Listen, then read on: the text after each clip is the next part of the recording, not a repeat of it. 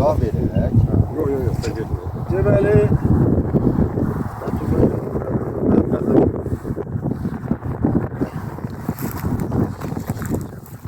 Gəncədə təhsil alırdı, oxuyurdu.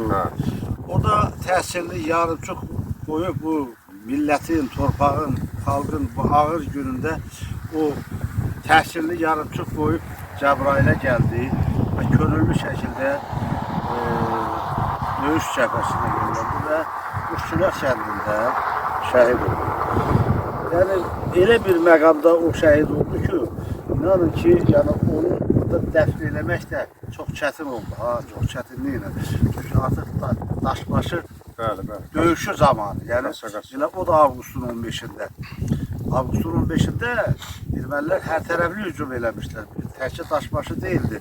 O tərəfdən Quşçular, Süleymanlı, qısa Quşçular hamısında bunlar hücumlar eləmişdilər və bizim qəhrəman oğullarımız, siz bilin ki, bizim 1-ci Qarabağ müharibəsinin qəhrəmanları heç də 2-ci Qarabağdan geri qalan olmadılar. Onlar hardasa 15 günə qədər bizim 1-ci Qarabağda şəhidimiz oldu. 3 günlərdə çox ikinci. Yəni üst-üstə götürəndə deyim sizə 400-ə qədər bizim şəhidimiz oldu. Təkcə Cəbrailin yəni ümumi Azərbaycan götürəndə 20 mindən çoxdur.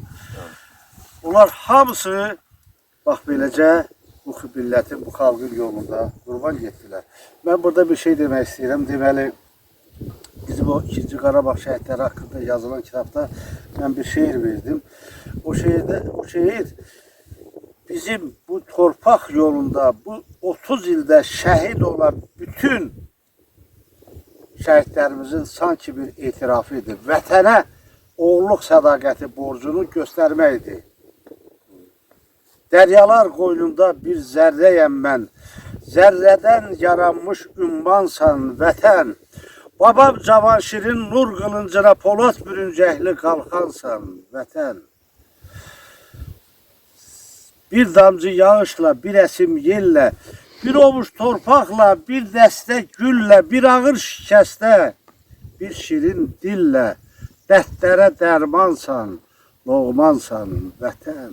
Sevdim, sevilməyən acı tüstünü, qışda çoğununu, yayda istini, özümə saxlayıb qəmin dəstini, şadlığı səninlə bölərəm vətən. Durmuşam səninlə nəfəs nəfəsə, hazıram ürəyin, qəlbin nə desə, qurbanın olmağa oğul gərəksə, dizinə baş qoyub ölərəm vətən. Bunların hamısı bu vətənin dizinin üstünə baş qoyub özlərini qurban verdi. Allah rəhmət eləsin. Hamısına Allah rəhmət eləsin.